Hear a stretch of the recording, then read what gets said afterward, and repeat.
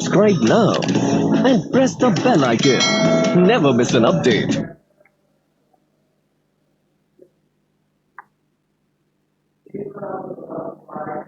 तो स्वागत है सारे प्यारे बच्चों आप सभी का एक बार फिर से in the class of English with me यानी कि अमित महिंद्राज। जी हाँ प्यारे बच्चों, और टाइम आपका जस्ट अभी हो चुका है, ठीक बज चुके हैं ठीक 11:30 और हम लोग बार फिर से प्रेजेंट यहाँ पर हैं द क्लास ऑफ इंग्लिश लिए। और आप सभी का भाई स्वागत है, शुक्रिया तहे दिल से।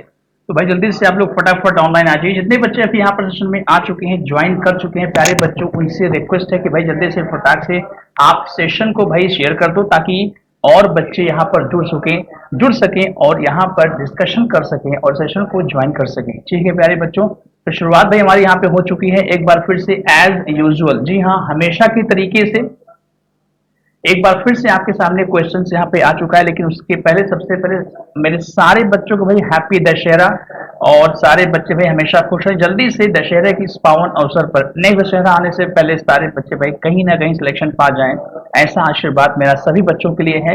और जल्दी से भैया फटाक से आगे बढ़ते हैं, एक बार फिर से सेशन को आगे बढ़ते हैं और देखते हैं हमारे सेशन में शुरुआत जो कि हमेशा होता है, पता है शायद आपको होगा ही भाई, हम शुरुआत हमेशा करते हैं 5 से 6 नए शब्दों के थ्रू। जी हाँ, इस सेशन में एक बार फिर से शब्द दिखाई पड़ रहा होगा आपको कि 5 से 6 शब्द आपके सामने यहाँ पे आ चुके हैं। और उसके पहले आप ये समझो कि भाई इस क्वेश्चन में क्या अप्रोच क्या करना है, आपको इंस्ट्रक्शन क्या है, तो हमने शॉर्ट में यहाँ मेंशन कर रखा है प्यारे भैया लोगों। क्या करना है, ट्यूमल्ट एक वर्ड है और आप बताना आपको ये कि इसका ऑपोजिट, इसका एंटोनिम वर्ड आखिर बेसिकली क्या होने वाला है प्यारे बच्चों। जी हाँ, ट्यूमल्ट आपका एक वर्ड है, पढ़ते ट्यूमल्ट इसको है, और आपको ये बताना है कि इसका एंटोनिम वर्ड, इसका ऑपोजिट वर्ड आखिर कौन सा है, ये आपको यहाँ बताना है। ठीक है प्यारे भैया लोगों, तो ये आपका फर्स्ट क्वेश्चन था। This is the first question of the day जिसको आपको आंसर करना है, ट्यूमल्ट का एंटोनिम आखिर क्या होगा। चलिए भैया देखते हैं भाई फटाक से आप में से किसका आंसर आ रहा है, कौन सा बच्चा भाई इसका आंसर करने वाला है। सबसे पहले किसको इसका आंसर आ रहा है ये भी मैं जानूंगा, और उसके बाद बताऊंगा आपको वन बाय वर्ड इन सारे शब्दों की मीनिंग क्या है। ये चीज शायद बताना और कहना जरूरी नहीं है कि हम सेशन की शुरुआत हमेशा ये 5 या 6 नए शब्द के माध्यम से इनके थ्रू क्यों करते हैं। शायद आप सबको पता होगा कि भाई ये क्वेश्चंस इंग्लिश लैंग्वेज में अगर आपको स्कोर करना है तो वोकैबलरी के साथ साथ ग्रामर तो आप पढ़ते ही हैं, लेकिन स्कोर तभी होगा जब आप ग्रामर के साथ साथ वोकैब्स भी भैया आप लोग अच्छे से कमांड करेंगे। और कमांड करने के लिए कुछ एक्स्ट्रा एफर्ट नहीं करना है, केवल क्या करना है, बहुत ज्यादा नहीं, 5-5, 6-6 और 10-10, 10-10 वर्ड्स बस आपको पर डे डेली इसके हिसाब से आपको एटलीस्ट क्या करना है भैया, अपने डायरी में मेंशन करना है। मैंने कभी भी याद करने को पर जोर नहीं दिया है, जस्ट मैंने हमेशा और हमेशा ये कहता हूं कि शब्दों को आपको लिखने का प्रयास करना चाहिए। If you try to write down the word meanings in your diary then easily you can learn the word meanings. चलिए भाई शुरुआत करते हैं। तो ट्यूमल्ट एक आपका वर्ड है, इसका एंटोनिम क्या होगा जरा समझिएगा। सबसे पहले ट्यूमल्ट की मीनिंग क्या होती है प्यारे बच्चों, tumult is a noun first of all in parts of speech. जी हाँ बच्चों, ट्यूमल्ट क्या है, एक नाउन है पार्ट्स ऑफ स्पीच में। अब सुनिए इसकी मीनिंग क्या होती है। अगर मैं शुद्ध हिंदी में बोलूं तो इसकी मीनिंग होती है कोलाहल, या इसे आप कहते हैं हल्ला गुल्ला, या इसे आप कहते हैं हलचल, ठीक है, या इसे आप कहते हैं खलबली।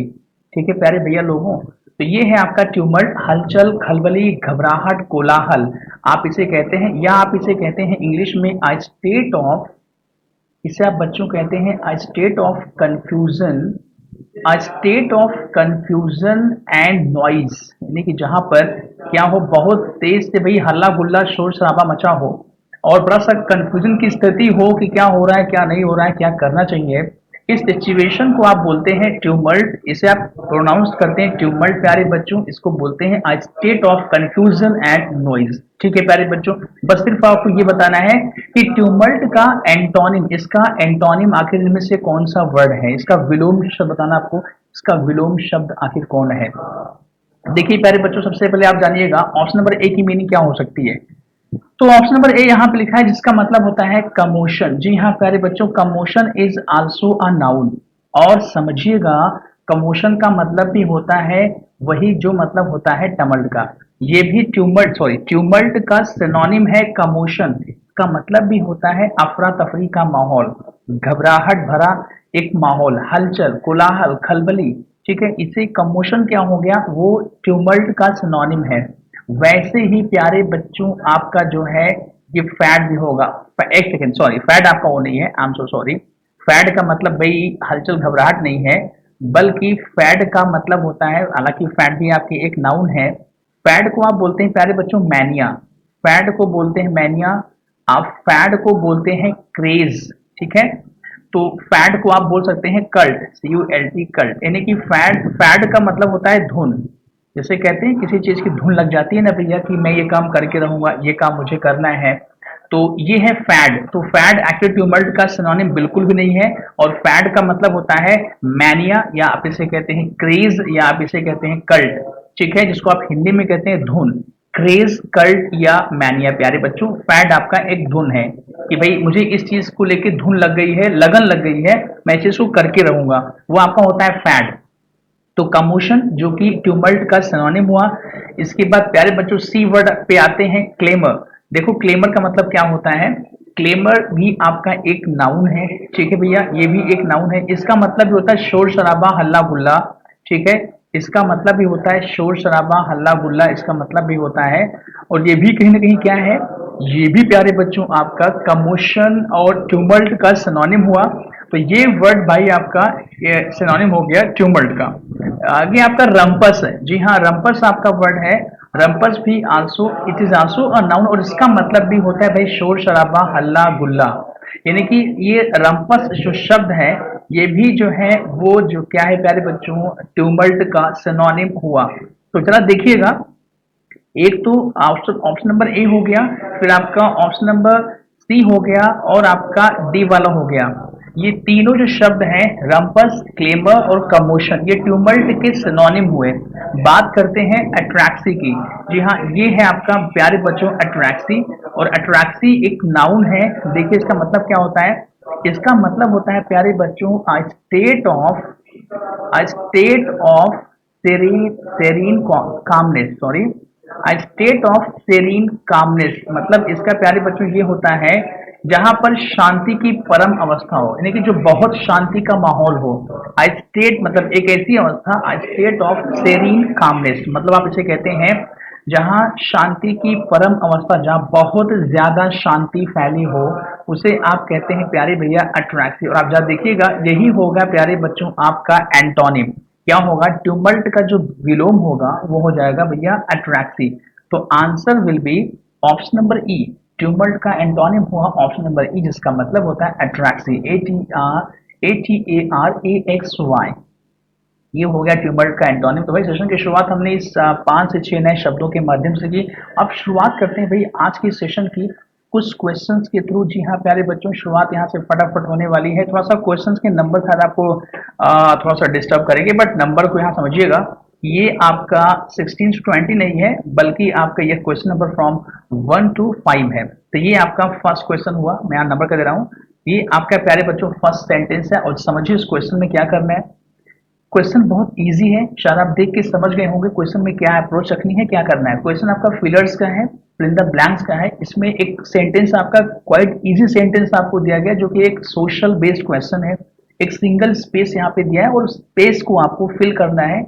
आप शायद देख पा रहे होंगे क्वेश्चंस में आपको दिए गए हैं 5 ऑप्शंस। इसमें एक चेंज आपको दिखाई पड़ रहा होगा, जो 5th ऑप्शन आपको दिया गया है उसमें कुछ अलग से मेंशन है। क्या लिखा हुआ है, ऑल ऑफ द एबव, जिसका मतलब ये है कि 1 2 3 4 इन चारों में से कोई भी अगर एक वर्ड आपका सुटेबल है, अप्रोप्रिएट है, कॉन्टेक्चुअली अगर करेक्ट है, तो 1 2 3 4 में से कोई एक वर्ड आपका यहाँ फिल हो सकता है। बट अगर आपको लगता है कि भाई इसमें से चारों शब्द आपके contextually and grammatically in both ways यहाँ सुटेबल है, अप्रोप्रिएट है, तो फिर 5वां वाला ऑप्शन भी आपके पास अवेलेबल है। यानी कि चारों शब्द हो सकता है शायद यहाँ पर फिल हो सकते हैं एक ही जगह पे। अब देखिए ध्यान से देखो, ये चीज क्या होगी क्या नहीं होगी, ये डिपेंड करती है टोटली सेंटेंस का जो कॉन्टेक्चुअल मीनिंग है, सेंटेंस में किस चीज की क्या बात हो रही है, उसके अकॉर्डिंग आपको फिल करना है भैया। The investigation is at a crucial stage. Therefore, if the accused is granted bail at this stage, it will dash collection of further evidence. समझिए सेंटेंस में क्या कह रहा है, The investigation is at a crucial stage, मतलब क्या है, जो छानबीन चल रही है वो इस समय कहाँ पहुंच चुकी है, बिल्कुल एक क्रूशल स्टेज से पहुंच चुकी है। इसलिए therefore, if the accused is granted bail at this stage, तो इस अवस्था में इस स्टेज पर अगर अगर एक्यूज को बेल दी जाती है, इट विल क्या करेगा फिर ये कलेक्शन ऑफ फर्दर एविडेंस। तो पता है क्या करेगा कि भाई जो एक्यूज्ड है वो बेल पे छूट गया, तो जो बाकी जो एविडेंस आने वाले होंगे उनको डिस्टर्ब करेगा, वो उनको परेशान करेगा, उनको रोकने का प्रयास करेगा। तो यानी कि कोई नेगेटिव वर्ड यहाँ पे आएगा, क्योंकि it will dash collection of further evidence, जो और आपके साक्ष्य या सबूत आने वाले होंगे जब वो छूट जाएगा तो अपने बचने के लिए वो क्या करेगा कि और सारे एविडेंसेस को यहाँ पहुंचने के लिए उसमें मुश्किलें खड़ी करेगा। यानी कि क्या वर्ड होगा, इम्पीड का मतलब जो कि एक वर्ब है, इसका मतलब होता है मुसीबत खड़ी करना, रुकावट डालना। हिंडर का मतलब बिल्कुल सेम होता है, मुसीबत खड़ी करना, रुकावट डालना। आप इसे लिख सकते हैं रुकावट डालना, अड़चन पैदा करना, ठीक है, या किसी चीज को ब्लॉक करना। ओके भैया, ऑब्स्ट्रक्ट आपका है। देखिए ऑब्स्ट्रक्ट का मतलब भी होता है ब्लॉक समथिंग, किसी चीज को रोकना, किसी चीज में बाधा बनना, किसी चीज में अड़चन रुकावट बनना। तो ब्लॉक समथिंग आप इसे कह सकते हैं, यानी कि इसका मतलब भी कुछ रोकने से है या बाधा उत्पन्न करने से है। प्यारे बच्चों हैम्पर तो बहुत इजी सा वर्ड है, हैम्पर का मतलब ही होता है रुकावट डालना या बाधा बनना। यानी कि हम यहाँ पे देख पा रहे हैं प्यारे भैया लोगों, सेंटेंस के कॉन्टेक्स्ट के अकॉर्डिंग चारों शब्द, all these four words are totally appropriate here, suitable here. तो answer will be option number 5 word all of the above. तो शायद और सारे मेरे प्यारे बच्चों का भी आंसर बिल्कुल शायद मैच कर रहा होगा। तो ये फर्स्ट क्वेश्चन सेशन का आपके सामने फिलर्स का, जिसमें आपका आंसर हुआ कि भाई फर्स्ट क्वेश्चन में फिफ्थ वाला ऑप्शन आपका करेक्ट है, क्योंकि ऑल ऑफ दी एबव, सारे जितने भी ऑप्शंस आपके 1 to 4 है सारे सुटेबल है, एप्रोप्रिएट है सेंटेंस के कॉन्टेक्स्ट के अकॉर्डिंग। तो आंसर प्यारे बच्चों हो गया आपका fifth option all of the above. शायद ये क्वेश्चन आपको क्लियर हो गया होगा। भैया फटाक से आगे बढ़ते हैं, देखते हैं हमारा अगला क्वेश्चन क्या है। एक बार फिर से सेम पैटर्न आपके सामने है। Bishop's council also dash that further detention was not needed since he had been interrogated for hours before and after his arrest। देखो इसका मतलब क्या है, Bishop's counsel also dashed that further detention was not needed since he had been interrogated for hours before and after his arrest. देखो आपको पता होगा शायद भाई, फिलर्स एक ऐसा क्वेश्चन होता है जिसको अगर आपको आंसर करना है तो फिर कहीं ना कहीं आपको सेंटेंस को ध्यान से पढ़ना होगा, सेंटेंस को ध्यान से समझना होगा, then easily you can find the answer. तो ऑर्डर्ड है, क्लेम्ड है, एक्लेम्ड है, कन्फ्यूज्ड है, या फिर ऑल ऑफ द एबव। यहाँ भी एक आपको ऑप्शन दिया गया है पांचों वाला, ऑल ऑफ द एबव, यानी कि क्या है पांचवा जो ऑप्शन आपका है ये भी हो सकता है। क्या एक बार फिर से यहाँ पे चारों शब्द यहाँ सुटेबल होंगे? क्या यहाँ पर एक बार फिर से चारों शब्द यहाँ पे सुटेबल होंगे? अब भैया देखो ये देखने वाली बात है और बताएंगे आपको कि यहाँ पे क्या होगा, ठीक है। तो अभी देखते हैं यहाँ पे क्या आंसर आपका होने वाला है कि ऑर्डर्ड है, क्लेम्ड है, ऑर्डर्ड है, क्लेम्ड है, यहाँ पे क्या आंसर होगा, एक्लेम्ड होगा, कन्फ्यूज्ड होगा, या फिफ्थ आपका ऑप्शन यहाँ पे होने वाला है, ये देखने वाली बात है। Bishop's council also dash that further detention was not needed since he had been interrogated for hours before and after his arrest। तो जो काउंसिल होता है, काउंसिल क्या कभी किसी को ऑर्डर करता है? काउंसिल क्या करता है, जो जो काउंसिल करते हैं वो बहुत प्यार से, बहुत इजीली, नॉर्मली समझाते हैं लोगों को। क्लेम है, ऑर्डर क्लेम कर सकता है क्या? देखो कई चीजें कई बार ग्रामर के थ्रू इजी हो सकती, जैसे यहाँ पे दैट लिखा हुआ है तो दैट के थ्रू समझो क्या दैट, वैसे तो दैट आपका फॉलो करता है, ऑर्डर को भी फॉलो कर सकता है, बिल्कुल हो सकता है। क्लेम दैट तो होता ही है, कन्फ्यूज्ड भी हो सकता है। एक्लेम्ड का मतलब समझो क्या होता है, देखिए एक्लेम का मतलब प्यारे बच्चों होता है प्रशंसा करना। जी हाँ, एक्लेम का मतलब होता है प्रशंसा करना, किसी की प्रशंसा करना, प्रेज करना, प्रेज समवन होता है। क्या प्रेज यहाँ पे होगा? Bishop's council also ordered that further detention was not needed. देखो पहली बात तो काउंसिल का जो काम है वो ऑर्डर करना बिल्कुल भी नहीं होता, वो किसी चीज को एड्रेस, किसी चीज को क्लेम कर सकता है। रही बात कन्फ्यूज की, तो काउंसिल कन्फ्यूज कब करेगा? जब कोई मिस्टेक करेगा। तो काउंसिल मिस्टेक करता ही नहीं है, पहली बात तो कन्फ्यूज का कोई मतलब यहाँ पे नहीं है। Confuse word is not making any sense in this sentence here. तो कन्फ्यूज हो गया आपका एलिमिनेट, ये तो आपका आंसर होगा नहीं, ठीक है। हम अगर बात करें एक्लेम की, एक्लेम मीन्स होता है प्रेज समवन। क्या यहाँ प्रशंसा करने की बात सेंटेंस में किसी की हो रही है? शायद नहीं हो रही है। That further detention was not needed, तो ये प्रशंसा तो है नहीं, मतलब एक्लेम्ड वर्ड भी आपका हो गया एलिमिनेटेड, ये भी गया काम से। रही बात आदेश की, भाई आपको पता है कि काउंसिल जो है वो आदेश नॉर्मली नहीं देता है। हाँ, वो दावा जरूर कर सकता है किसी चीज को लेके, तो मैं ये दावा करता हूं, मैंने ये दावा किया। तो बिशॉप्स काउंसिल आल्सो क्लेम्ड कि उसने एक चीज किसी स्टेटमेंट को स्टेट किया, उसको बताया। तो क्लेम्ड दैट जो कि बिल्कुल सही है, कॉन्टेक्चुअली बिल्कुल मैच कर रहा है, it is making a proper sense as well. तो answer will be option number second one, claimed. Bishop's council also claimed that further detention was not needed since he had been interrogated for hours before and after his arrest। तो प्यारे भैया लोगों, answer हुआ आपका 17 का second हो गया। तो ये रहा आपका, सॉरी 17 क्वेश्चन नहीं है, बट बेसिकली ये आपका सेकंड क्वेश्चन मेरे प्यारे बच्चों है। दूसरा क्वेश्चन आपने यहाँ पर जस्ट अभी आंसर किया और शायद सारे बच्चों का आंसर सही हो रहा होगा, और मैं आशा करता हूँ कि शायद आपके आंसर सही मैच कर रहे होंगे। अगर आपको कोई डाउट है भैया तो you can ask your doubts, I can answer later. इसके बाद बढ़ते हैं भाई थर्ड क्वेश्चन की ओर। ये भी आपका सेम पिलर्स का ही क्वेश्चन है, एक सेंटेंस सिंगल स्पेस, और उसके लिए आपको दिया गया है 5 ऑप्शन। एक बार फिर से फिफ्थ ऑप्शन आपके सामने फिर से वही मेंशन हुआ है, ऑल ऑफ द एबव। ऐसा फिर से शायद हो सकता है कि शायद चारों ऑप्शन आपके बिल्कुल मैच कर रहे हो। The arrival of tourist to the destination has dashed considerably after the Nipah outbreak in Kozhikode district। ये आपका एक सेंटेंस है, एक बार फिर से आपको सेंटेंस को कॉन्टेक्चुअली कॉम्प्रीहेंड करना है, इसकी थीम को समझना है, किस बात को किस मैसेज को कन्वे करना चाहता है, उसके टोन के अकॉर्डिंग आप वर्ड यहाँ फिल करने वाले हैं जो सुटेबल होगा, जो एप्रोप्रिएट हो सकता है।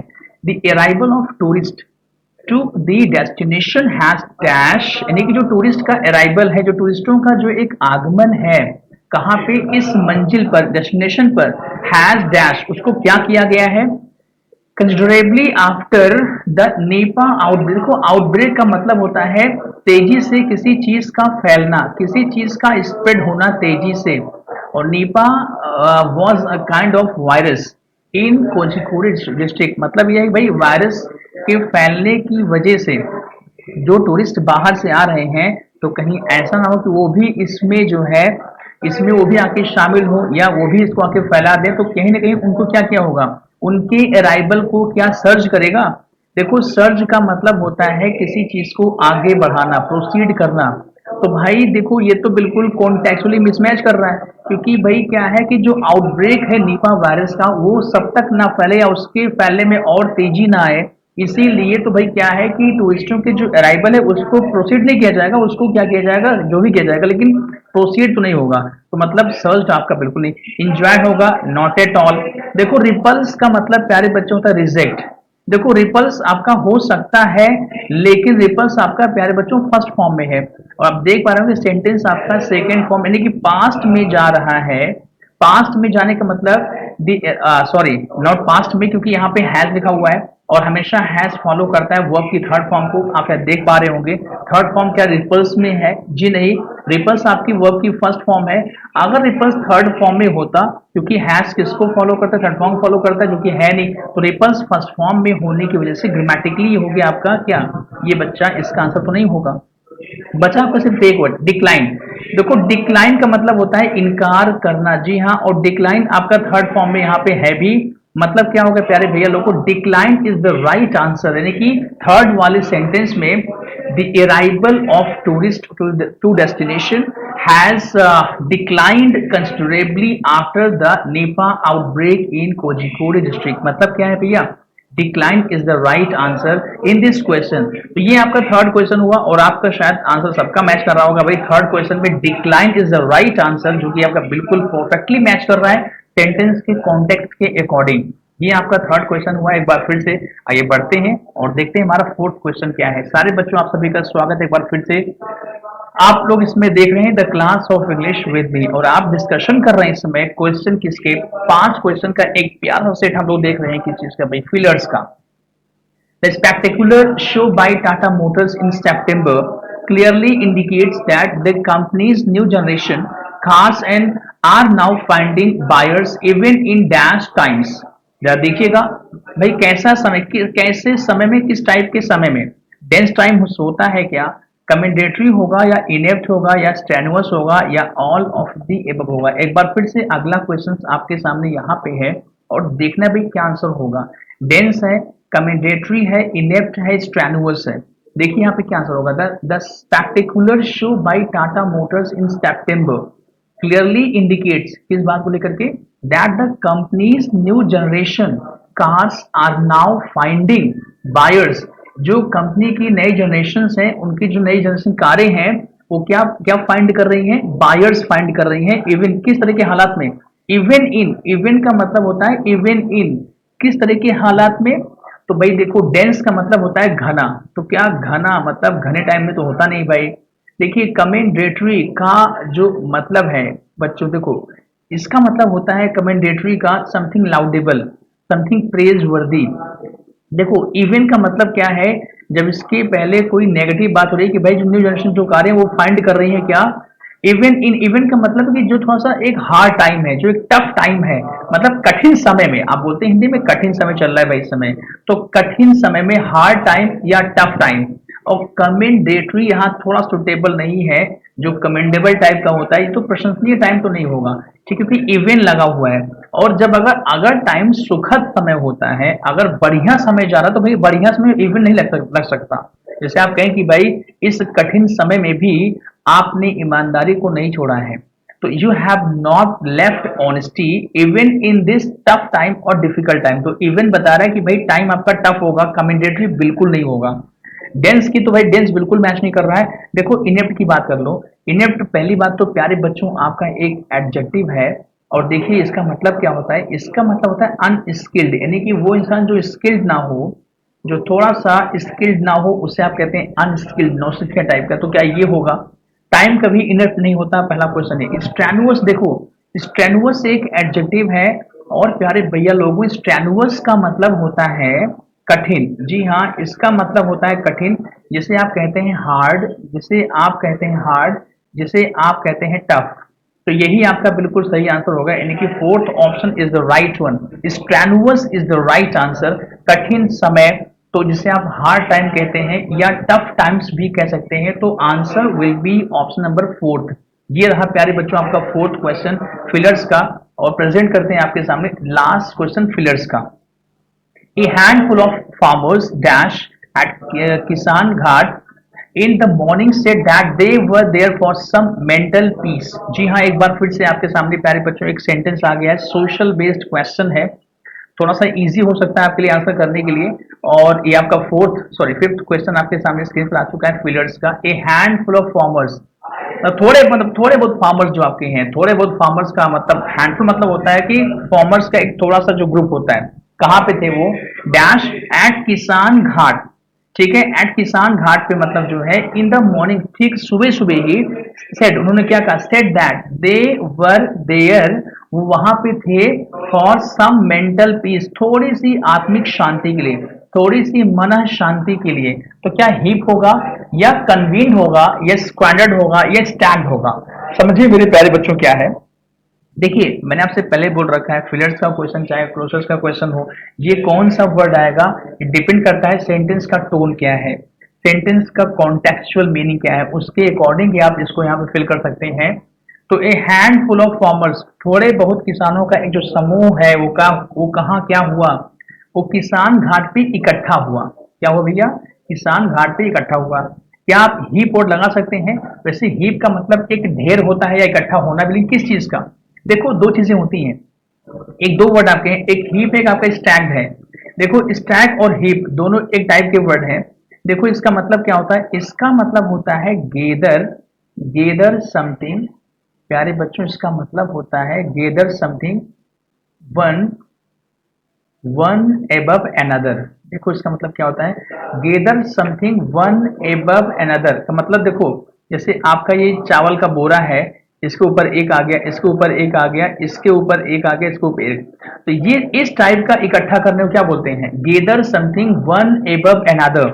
मतलब किसी चीज को इकट्ठा करना, एक के ऊपर एक के ऊपर एक के ऊपर एक, इसको आप बोलते हैं क्या, इसको आप बोलते हैं हीप, इसको आप बोलते हैं स्टैक। जरा आप एज्यूम करिएगा, क्या कभी ऐसा होता है कि भाई जो लोग इकट्ठा होते हैं तो क्या एक के ऊपर एक होते हैं क्या, ऐसा बिल्कुल भी नहीं होता। कैसा होता है फिर भाई, अब सीधे आते हैं, मतलब क्या है, हीप और ये स्टैक, स्टैक, ये आपके दोनों ऑप्शंस हो गए एलिमिनेट, जैसा कि सेंटेंस आपको बता रहे हैं। इसमें एक थर्ड ऑप्शन आपका है स्क्वेंडर।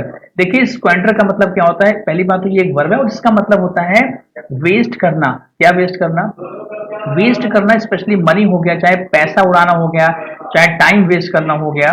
तो वेस्ट मनी और टाइम अननेसेसरली, जी हाँ प्यारे बच्चों, वेस्ट टाइम और मनी अननेसेसरली को आप बोलते हैं स्क्वेंडर्ड। और क्या स्क्वेंडर आपका सही आंसर होगा प्यारे भैया लोगों? स्क्वेंडर आपका बिल्कुल नहीं होगा, बिकॉज यहाँ पर ए हैंडफुल ऑफ फार्मर्स स्क्वेंडर बिल्कुल भी नहीं करेंगे किसान घाट पे। स्क्वेंडर करने के लिए क्या मेंटल पीस इससे मिलेगी? क्या बिल्कुल नहीं मिलेगी। तो भैया कॉन्टेक्चुअली स्क्वेंडर वर्ड भी आपका हो गया एलिमिनेट। अभी क्या होगा? कन्वीन। देखो कन्वीन एक वर्ड है और कन्वीन का मतलब होता है टू गेदर समवेयर, यानी कि किसी जगह पे भाई इकट्ठा होना। प्यारे बच्चों क्या होना? किसी जगह पे इकट्ठा होना होता है भाई टू गेदर, ठीक है। यानी कि टू मतलब यहाँ पर फर्स्ट फॉर्म टू गेदर, यानी कि किसी जगह पे इकट्ठा होना। तो कन्वीन जो आपका वर्ड है ये बिल्कुल परफेक्टली आपका सही आंसर होगा। तो आंसर आपका हुआ option number second, that is convene. तो a handful of farmers convene at Kisan Ghat in the morning said that they were there for some mental peace, यानी कि कन्वीन आपका सही आंसर मेरे प्यारे बच्चों यहाँ पे हुआ। ठीक है प्यारे भैया, तो कन्वीन आपने लॉक किया शायद आपको। तो ये सेशन की शुरुआत हमने क्या की भैया? 5 क्वेश्चंस के माध्यम से की। कन्वीन आपका सही आंसर हुआ। अब बढ़ते हैं आगे फटाक से और देखते हैं हमारा अगला क्वेश्चन क्या होगा। ठीक है भैया, देखिए प्यारे बच्चों क्या क्वेश्चन हमारा अगला होगा। तो क्वेश्चन नंबर आपका इसके बाद छठे से है, यानी कि 5 क्वेश्चन आपके शुरुआत में आपने शुरुआती फिलर्स के माध्यम से। नेक्स्ट आपके 5 क्वेश्चन आपके सामने हैं भाई, किसके हैं आपको शायद पता होगा, देखते ही मालूम पड़ गया होगा। ये हैं कॉमन एरर्स के। आइए प्रैक्टिस करते हैं इनकी भी। इन पांचों क्वेश्चंस के आंसर फिलहाल क्या होंगे देखिएगा भाई। आपको पता होगा भाई, कोई भी क्वेश्चन आपको सॉल्व करने से पहले, उसका आंसर जानने से पहले, उसका आंसर मार्क करने से पहले, उसका आंसर बताने से पहले क्या करना पड़ता है भाई? पढ़ना तो पड़ेगा ही। तो ध्यान से आप सेंटेंस को पढ़िए और जज करिए कौन सा फ्रेगमेंट। हाँ एक चीज बता दें आपको, और बहुत इजी सा क्वेश्चन है। कोई इसमें एक ऐसा फ्रेगमेंट होगा जो आपका एरोनियस है, जो क्या है, जो आपका मिस्टेकन है। इसमें एक कोई मिस्टेक किसी एक ही पार्ट में है, और अगर वो एक पार्ट में मिस्टेक है तो वो पार्ट कौन सा है आपको जज वही करना, उसी को आपको मार्क करना है। और अगर लगता है कि भाई एरर नहीं है तो फिर आपका आंसर होगा ई ऑप्शन, यानी कि हो जाएगा no error. According to report quoting investigators, the shooter called the emergency helpline number 911। Second आपका फ्रेगमेंट हो गया एंड प्लेस्ड। प्लेस का मतलब होता है प्रतिज्ञा करना, प्रण करना होता है। Allegiance to Islamic State chief Abu Bakr al Baghdadi before starting the carnage. देखो इसमें एक वर्ड आपका आया है कार्नेज। देखिए कार्नेज का मतलब होता है हत्याकांड, यानी कि नरसंहार भी आप इसे कह सकते हैं। तो कार्नेज का मतलब होता है पहली बात तो नरसंहार। ठीक है, बताना फिर आपको है कि इसमें कौन सा एक फ्रेगमेंट है प्यारे बच्चों जो आपका एरोनियस है, जो आपका ग्रामेटिकली मिस्टेकन है। जी हाँ देखिएगा, according to report quoting investigators the shooter called the emergency helpline number 911 and placed allegiance to Islamic State chief Abu Bakr al Baghdadi before starting the carnage. एक चीज समझिएगा, इसमें क्या है कि भाई एन आगे लिखा है and placed the shooter called, यानी कि सेंटेंस स्टार्टिंग में पास्ट है और इसके बाद भी एंड के बाद भी पास्ट है। तो अगर मैं टेंस की बात करूंगा तो टेंस को लेके कोई मिस्टेक नहीं है, क्योंकि जितने भी सेंटेंसेस आपको दिखाई पड़ रहे हैं, क्योंकि सारा स्टेटमेंट पूरा आपका पास्ट में है और हर जगह पास्ट नहीं कि सेकंड फॉर्म यूज हुआ है, तो टेंस को लेके सेंटेंस में कोई मिस्टेक नहीं है। आगे आपको शायद पता होगा बिफोर के बाद स्टार्टिंग लिखा हुआ है, तो भैया हमको पता है कि प्रेपोजिशन के बाद, हाँ बच्चों क्या प्रेपोजिशन के बाद हमको ये पता है कि वर्ब की आईएनजी फॉर्म आती है भाई। तो यहाँ पे क्या होगा, ये वर्ब की आईएनजी फॉर्म है स्टार्टिंग, ये भी सही आपका है। कार्नेज के पहले आर्टिकल दा है, बिल्कुल सही है, क्योंकि भाई कार्नेज आपका स्पेसिफाइड है। स्टार्टिंग द कार्नेज हत्याकांड, ये बिल्कुल स्पेसिफाइड है, इसलिए यहाँ पे आर्टिकल है, ये भी सही आपका है। मिस्टेक कहाँ है? मिस्टेक आपका भैया फर्स्ट पार्ट में है। According to report quoting investigators, किस रिपोर्ट के हिसाब से भाई? देखो रिपोर्ट के हिसाब से, किस रिपोर्ट के हिसाब से? तो आप अक्सर कैसे बोलते हैं, आप नॉर्मली से बोलते हैं कि एक रिपोर्ट के मुताबिक, एक रिपोर्ट के हिसाब से, यानी कि रिपोर्ट के पहले आपको आर्टिकल ए का यूज करना होगा। तो क्या है भैया, फर्स्ट फ्रेगमेंट आपका हुआ एरोनियस, इसमें रिपोर्ट के पहले हो जाएगा ए रिपोर्ट। क्यों हो जाएगा, उसकी वजह क्या है? आप नॉर्मली देखिए हिंदी में क्या बोला जाता है भाई, इन जनरल हम बोलते हैं कि भाई एक रिपोर्ट के हिसाब से ऐसा कुछ मुद्दा एक सामने आ रहा है, एक रिपोर्ट के मुताबिक, तो रिपोर्ट एक होती है या द रिपोर्ट हो सकता था, लेकिन यहाँ पे क्या होगा, ए रिपोर्ट इज स्टेटेबल ओवर हियर। तो फर्स्ट फ्रेगमेंट में रिपोर्ट के पहले आप आर्टिकल ए का यूज यहाँ बिल्कुल करेंगे, तो आपका सही आंसर यहाँ पे हो जाएगा भैया। तो शायद आपको ये क्वेश्चन समझ में आ गया होगा कि फर्स्ट वाले फ्रेगमेंट में मिस्टेक थी, और अकॉर्डिंग टू के बाद रिपोर्ट जो कि एक सिंगुलर कॉमन नाउन है, उसके पहले हमको यूज करना पड़ा आर्टिकल ए का। ठीक है भैया, अब फटाक से आगे बढ़िए और देखिए हमारा अगला क्वेश्चन क्या होगा। तो इस समय प्यारे बच्चों आप डिस्कशन कर रहे हैं स्पॉटिंग एरर्स के क्वेश्चन का। 5 क्वेश्चन के इस सेट में पहला क्वेश्चन आपके सामने, जहां पे आपने सीखा फर्स्ट फ्रेगमेंट में रिपोर्ट के पहले आर्टिकल ए का यूज करना वहां पे जरूरी था, इसलिए उसका आंसर वही हुआ। आगे देखिए 7th क्वेश्चन आपका। Mr. Modi was in Mexico on the last leg of his 5-nation tour, and his visit to both Mexico and Switzerland, which also announced its support, were aimed at garnering backing for entry to the NSG, given that both countries have held strong positions on non-proliferation in the past. अब देखो इसमें क्या answer होगा। आइए समझते हैं one by one, चीजों को समझते हैं वन बाय वन, कौन क्या कब कैसे क्यों आ गया, ताकि आपको एरर तो ठीक है मिले जाने में कोई दिक्कत नहीं, लेकिन आपको सीखना है इसमें और भी क्या चीजें आप एक्स्ट्रा सीख सकते हैं। पहली बात तो कि सेंटेंस का कोई एक ही फ्रेगमेंट अगर है तो मिस्टेकन होगा, एरोनियस होगा, वही बस आपको स्पॉट करना है। मिस्टर मोदी वॉज स्टार्टिंग पास से होगी, मतलब एक बात तो कंफर्म है कि पूरा सेंटेंस आपका पास में ही जाएगा। मिस्टर मोदी वॉज कहाँ पे थे, इन Mexico on the last leg, और आपको पता है लास्ट के पहले आर्टिकल द जनरली आ ही जाता है, ऑन द लास्ट ये आपका सही है, last leg of his 5 nation tour, यहाँ तो कोई मिस्टेक है नहीं। अच्छा अगर लिखा होता 5 नेशंस तो बिल्कुल गलत होता, क्यों, क्योंकि भाई 5 नेशन अगर लिखा होता केवल 5 नेशन तो 5 नेशंस होता है, 5 बॉयज होता है, 5 गर्ल्स होता है, 5 टीचर्स होता है, 5 डॉक्टर्स हो सकता है, 5 आंसर्स 5 क्वेश्चंस। लेकिन जब क्या होता है 5 जो कि आपका एक से ज्यादा का नंबर है, इसके बाद नेशन अगर केवल एक नाउन है कॉमन नाउन, तो वो तो होगी आपकी plural, 5 nations, 5 questions, 5 answers, 5 topics. लेकिन अगर अगर वही दो नाउन एक साथ आ जाए, नेशन और टूर आ जाए, तो क्या करेंगे, तो फिर आप इस केस में नेशन को रखेंगे सिंगुलर। 5 स्टार होटल, ऐसा सा सुना होगा आप लोगों ने, 5 स्टार होटल 1100 रुपीज, ठीक है, तो 5 नेशन टूर होगा, यहां कोई मिस्टेक नहीं है। And his visit to both Mexico and Switzerland which also announced its support. देखो हमने आपसे कहा था भाई सेंटेंस आपका पास्ट में है, तो यहां भी अनाउंस सेकंड फॉर्म में, टेंस में कोई दिक्कत नहीं है। It's support were aimed at, जरा बताइए वर एम्ड एट का मतलब क्या है, ये वर का जो एग्रीमेंट है जरा बताइए किससे है।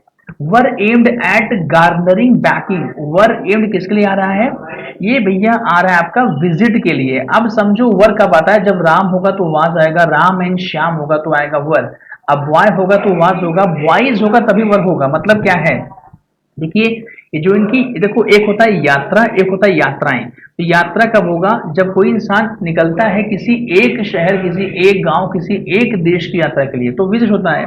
हमने कहा कि मुझे 2 देशों की फिर यात्रा नहीं, यात्राएं करनी है, मुझे चाइना और इंडिया, मुझे चाइना और अमेरिका की यात्राएं करनी है, सही होगी, यात्रा करनी नहीं, यात्राएं करनी।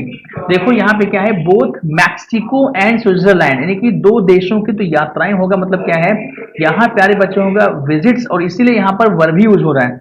तो वर्ड आपका बिल्कुल सही है, लेकिन भैया जो आपका वर्ड था विजिट ये हो जाएगा। तो जो आपका फर्स्ट फ्रेगमेंट है, फिर से एक बार गलत है, फर्स्ट फ्रेगमेंट में विजिट जो है वो गलत है, ये होगा भैया, ये गलत है, यहाँ हो जाएगा विजिट, विजिट्स हो जाएगा। क्यों होगा भाई, मैंने बता दिया आपको कि यात्राएं हैं 2 देशों की जो कि अलग अलग है, तो एक से ज्यादा है, तो यात्रा जैसे हिंदी में यात्राएं होता है, वैसे ही इंग्लिश में हो जाएगा विजिट्स। और इसकी एक पहचान और समझिए, आगे वर एम्ड एट लिखा हुआ है, वर का मतलब है भाई कि जब एक से ज्यादा होगा, तो इसलिए यहाँ पे क्या होगा, विजिट्स होगा, विजिट प्यारे बच्चों आपका आंसर नहीं होगा। शायद ये भी क्वेश्चन प्यारे बच्चों आपको आ गया होगा। एक बार फिर से भाई स्क्रीन पर आपके सामने नेक्स्ट क्वेश्चन भाई आ चुका है। Though I had been his friend, though I had been his friend for a quite long time, I refused to help him because of his ill nature. क्या लिखे प्यारे भैया, though I had been his friend for a quite long time, I refused to help him because of his ill nature। क्या ये sentence सही है, समझिएगा, बहुत बढ़िया सेंटेंस है। हालांकि आर्टिकल से क्वेश्चन लिया गया है। दो आई हैड बीन, अगर मैं टेंस की बात करूं, टेंस बिल्कुल सही है। दो, यद्यपि मैं क्या था, आई हैड बीन मैं रहा था या मैं था, हिज फ्रेंड उसका मित्र था, for a quite long time बहुत लंबे समय से, आई रिफ्यूज लेकिन फिर भी क्या मैंने इनकार कर दिया, टू हेल्प हिम किसकी वजह से, because of his ill nature उसकी बुरी आदतों की या उसके बुरे बर्ताव की वजह से। समझिएगा, यहाँ दो बिल्कुल सही है, दो में कोई मिस्टेक नहीं है। टेंस की मैं अगर बात करूं तो टेंस भी आपका सही, बिकॉज यहाँ पर हैड बीन यानी कि पास है, तो यहाँ भी सेकंड फॉर्म है, ये भी टेंस को लेके भी कोई मिस्टेक आपकी नहीं है। आगे तो दो, यहाँ पे दो का मतलब होता है यद्यपि जिसके बाद कॉमा कॉमा कोई यहाँ पे लिखा भी हुआ है, तो ये तो सही है। ठीक है, आगे मैं अगर बोलूं कि बिकॉज ऑफ, सही है क्या भैया, बिल्कुल सही, क्योंकि बिकॉज ऑफ की बात आता है जब कोई नाउन लिखा होता है। ठीक है, बिकॉज लिखा है, because of his ill nature noun है, तो बिकॉज के बाद ऑफ आता है जब आगे नाउन मेंशन होता है, और नाउन यहाँ मेंशन है जो कि सही है, तो ये भी यूज आपका सही। तो मिस्टेक कहाँ है सर, ये बता दीजिएगा। देखो मिस्टेक आपकी है सेकंड फ्रैगमेंट में। क्या है मिस्टेक, देखो यहाँ लिखा है क्वाइट, यहाँ लिखा है प्यारे बच्चों क्वाइट लॉन्ग टाइम, और इसी में एक मिस्टेक आप समझिएगा, एक रूल आप समझिएगा क्या, और यहाँ आर्टिकल ए यहाँ लिखा है, तो ये आपका है गलत। क्या है भैया, जो क्वाइट होता है, देखिए क्वाइट के बाद पहली बात तो आएगा आपका एडजेक्टिव, और फिर आपका आएगा नाउन, इसको याद रखिएगा। तो क्वाइट के बाद क्या होगा, बेसिकली ऐसा स्ट्रक्चर ही आपको एग्जाम में मिलेगा। क्वाइट अगर सेंटेंस में यूज हुआ तो क्वाइट के बाद अगर एडजेक्टिव आए और उसके बाद अगर नाउन का यूज हो रहा है, तो फिर क्या होता है, तो आर्टिकल जो है क्वाइट के पहले नहीं होगा बल्कि क्वाइट के बाद होगा, बिफोर दैट एडजेक्टिव। तो क्वाइट ए यहाँ पे आएगा, मतलब क्या है भैया, मैं फिर से रिपीट कर दूं, जब कुछ ऐसा स्ट्रक्चर आपको मिले सेंटेंस में क्वाइट लिखा हो, क्वाइट के बाद अगर एडजेक्टिव है प्लस उसके बाद अगर नाउन लिखा हुआ है, तो प्यारे भैया लोगों, क्वाइट के बाद बिफोर एडजेक्टिव आप यूज करते हैं आर्टिकल ए और एन का, ना कि क्वाइट के पहले। तो यही मिस्टेक आपकी, ये हो गया आपका स्ट्रक्चर, ये हो गया आपका रूल। ठीक है भैया, तो जहां पर सेंटेंस में फॉर अ क्वाइट लॉन्ग, अभी आपने पढ़ा क्वाइट के बाद लॉन्ग हो गया आपका एडजेक्टिव, और टाइम हो गया आपका भाई सिंगुलर नाउन हो गया। इस वजह से क्या होगा, कहाँ पे आएगा भाई आर्टिकल ए, आर्टिकल ए आएगा क्वाइट के बाद, और लॉन्ग के पहले आप यूज करेंगे आर्टिकल ए का, तो ये हो गया आपका आंसर। तो आठवें सेंटेंस, आठवें क्वेश्चन में प्यारे बच्चों आपने देखा कि क्वाइट और लॉन्ग के बीच में आर्टिकल ए का यूज हमने यहाँ पे किया, शायद आपको ये चीजें समझ में आ गई होंगी। बढ़ते हैं नाइन्थ क्वेश्चन की ओर, सेकंड लास्ट क्वेश्चन भाई स्पॉटिंग एरर्स का आपके सामने आ गया है। The gap between interest rates on 5 year government bonds and on corporate bonds of the same maturity has widened। देखिए क्या ये सही है गलत है, एक बार फिर से आपको स्पॉट करना है single grammatical error in any part of the sentence. If you find somewhere, if you do not find, if you think, if you find no error in any part of a sentence, that means answer will be option number E, there is no error। The gap between interest rates on 5 year government bonds, and देखो यहाँ पर between पता है क्यों आया है, आपको पता है बिटवीन सेंटेंस में भैया बिटवीन क्या होता है, बिटवीन जो है वो सेंटेंस में हमेशा दो के लिए आता है। तो ए एंड बी अगर लिखा होगा, India and China, Ram and Ghanshyam, English and mathematics, तो बिटवीन हमेशा आता है फॉर टू ऑब्जेक्ट्स, जो कि यहाँ पे लिखा है। और यहाँ लिखा है इंटरेस्ट, और पहचान क्या है, जब सेंटेंस में एंड आए तो समझ जाएगा बिटवीन ही आएगा। Between interest rates on 5 year government bonds and on corporate bonds, मतलब एंड की वजह से दो के बीच की बात, बिटवीन आपका सही लिखा हुआ है, बिटवीन आपका सही लिखा हुआ है। Interest rates on 5 year government bonds and on, ठीक है, corporate bonds of the same maturity, ये भी सही है। सिर्फ एक क्वेश्चन है सर, ये हैज होगा या हैव होगा, ये हैज होगा या हैव होगा। पहली बात तो हैव है आपका गलत है, पता है क्यों गलत है, क्योंकि देखिए हैज होगा या हैव होगा, भाई देखो हैज किसके लिए आ रहा है, इसका जो कनेक्शन है भाई किससे है, इसका कनेक्शन आपका गैप से है। भाई किसको वाइडन किया, किसको बढ़ाया गया है, किसको वाइड किया गया, वाइड किया गया है गैप को, जो गैप था उसको, गैप आपका है सिंगुलर, इसलिए प्यारे भैया आपका है सही है, हैव यहाँ पे नहीं होगा। और रही बात वाइडन की, समझिए वाइडन जो वर्ड आपका है प्यारे भैया, वाइडन आपका है adjective, sorry I am so sorry, ये आपका वर्ब है, इससे वाइडन हो गया। स्मूदन आपका वर्ड हो गया। स्मूदन का मतलब होता है किसी चीज को स्मूथ करना।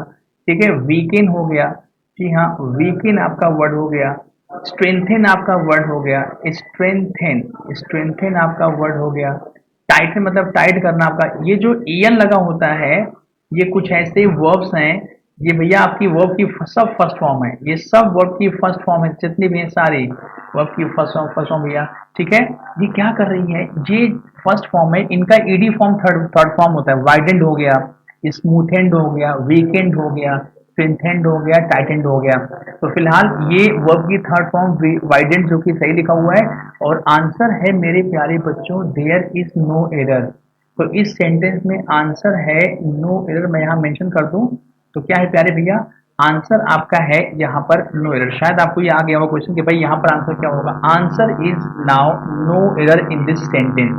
ठीक है, आगे बढ़िए प्यारे बच्चों। नेक्स्ट क्वेश्चन आपका है, that boy possessed three beautiful pens but he would not show them to anyone। क्या कह रहे हैं भाई, the boy possessed three beautiful pens but he would not show them to anyone। Boy के पास क्या था, बॉय के पास उसने मतलब पास रखना होता है। देखिए समझिए, P O double S, P O double S E double S, भाई क्या है, ये पजेस है। ये वर्ब की फर्स्ट फॉर्म है। इसका मतलब होता है कोई चीज पास रखना।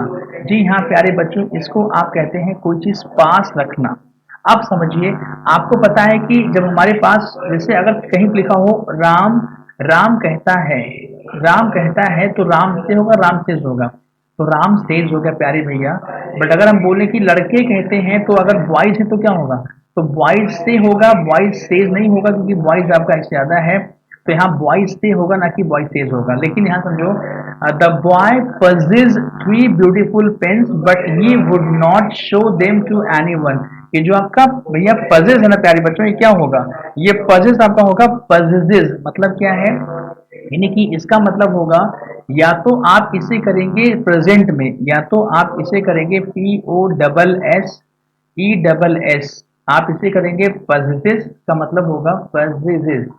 एक second, P O double S और ई डबल एस और ई एस, क्यों करेंगे इसको, तो अगर आप इस सेंटेंस को बनाते हैं प्रेजेंट में, लड़के के पास क्या है, तीन सुंदर सी पेन्स हैं, लेकिन वो उनको किसी को नहीं दिखाएगा। तो फिर क्या करेंगे, आप बोलेंगे दैट बॉय पजेसेस होगा।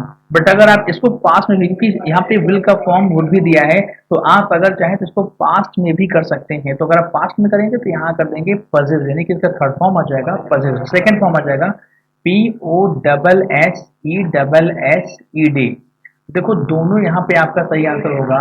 You can make it either possesses or possessed, but you can not say possess. Why, क्योंकि भाई क्या होता है, पजेस आपका वर्ब की फर्स्ट फॉर्म है और इसके पहले दैट बॉय जो कि है सिंगुलर सब्जेक्ट, इसलिए यहाँ पे क्या होगा, दैट बॉय पजेसेस और that boy possessed. But possess आपका रॉन्ग भैया यूज था यहाँ पे। तो आंसर क्या होगा भाई, फर्स्ट फ्रेगमेंट यहाँ पे क्या है आपका एरोनियस है, इसी में आपका आंसर है पजेस विल बी इधर पजेस और पजेस्ड। ये आपका आंसर हो गया। ठीक है भैया, अब देखिए हमारा अगला क्वेश्चन क्या होगा।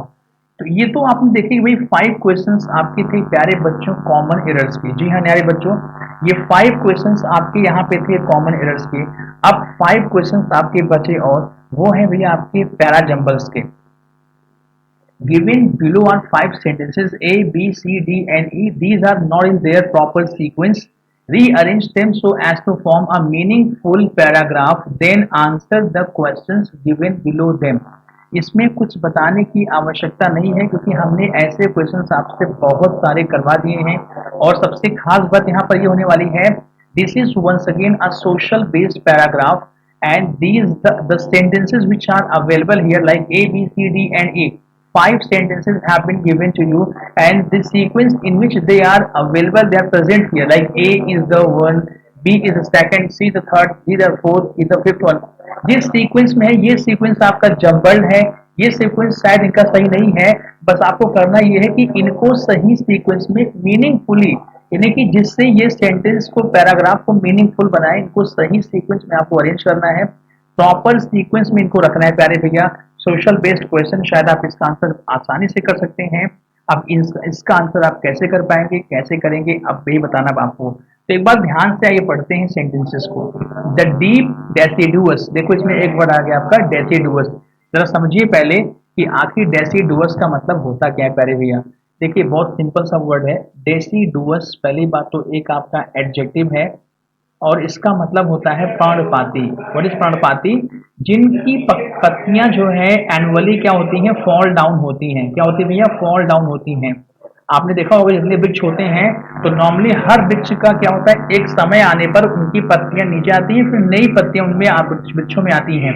तो जो वृक्ष होते हैं जो पत्तियों को भाई जो झड़ती हैं पत्तियां, तो उसे आप कहते हैं पर्णपाती। जब जब उनकी लीव्स जब उनकी फॉल डाउन होती हैं तो इसे कहते हैं डेसिडुअस, पर्णपाती वृक्ष जिसे बोलते हैं। So the deep deciduous forest and the catches of all grassland far removed from civilization have become shelter किसके लिए? For dangerous terrorist, आतंकवादियों के लिए। आगे भी है the same quality however which once made Manas such a refreshing change has now become the cause for major concern. One of Manas greatest assets has been its seclusion, मतलब अलगाव जिसका होता है मतलब seclusion from human habitation। और D आपका है their assault on it can be gauged from the fact that venison is being sold at rupees 3 to 4 a kilogram the villages bordering the forest। आपका ई आपका सेंटेंस है armed with sophisticated as well as crude homemade weapons they have total disregard for wildlife। अब हम देखो नीचे हमने नीचे आपके ऑप्शन दिए हैं कि भाई बताइए पहला कौन सा होगा, फिर सेकंड कौन सा होगा, फिर थर्ड कौन सा होगा, फोर्थ कौन सा सेंटेंस है and fifth and last sentence आपका प्यारे बच्चों कौन है। याद रखिएगा जब इस पैटर्न पे क्वेश्चन बनेगा तो इससे आपसे पूछे जाएंगे 5 क्वेश्चन कि पहला कौन सा है, second, third, fourth and fifth कौन सा है। तो ध्यान से भैया पढ़ के मुझे बताइए भाई। सबसे पहले बताइए प्यारे बच्चों इसमें से पहला सेंटेंस, पहला क्वेश्चन, पहला सेंटेंस आपका कौन सा बनेगा। तो प्यारे बच्चे मेरे बताएंगे सबसे पहला क्वेश्चन कौन बनेगा। देखिए पहला क्वेश्चन आखिर कौन बन सकता है। The deep deciduous forest and the catches of all grassland for removed from civilization have become shelter for dangerous terrorists। ये सेंटेंस पहला बन सकता है शायद, ठीक है, बट आगे पढ़ लो पहले। दिस से दे तो नहीं बनेगा, बिल्कुल कंफर्म है क्योंकि आपको पता है दिस से कोई सेंटेंस कभी स्टार्ट नहीं होता। सी की बात कर लो, वन ऑफ मानस ग्रेटेस्ट, इसको बाद देखेंगे, पहले डी देखो। देयर सॉल्ट, देयर है तो पहला वे नहीं होगा भाई, किसका असॉल्ट, यानी कि ये भी सेंटेंस किसी पर डिपेंडेंट है, इसके पहले भी कोई सेंटेंस है मतलब पहला नहीं है। Armed with sophisticated as well as food, ये भी पहला नहीं है। बचा कौन सा आपका ए और सी। अब देखो ए और सी में ज्यादा सही कौन है, तो सी वाला। One of Manas greatest assets have been its seclusion from human habitation. भाई सेकंड, यानी कि पहला आपका हो गया सी प्यारे बच्चों, पहला आपका हो गया सी। अब देखो सेकंड कौन सा होगा। One of Manas' greatest assets has been its seclusion, किससे? From human habitation। अब इसके बाद देखो क्या होगा, इसके बाद होगा this same quality however which once made Manas।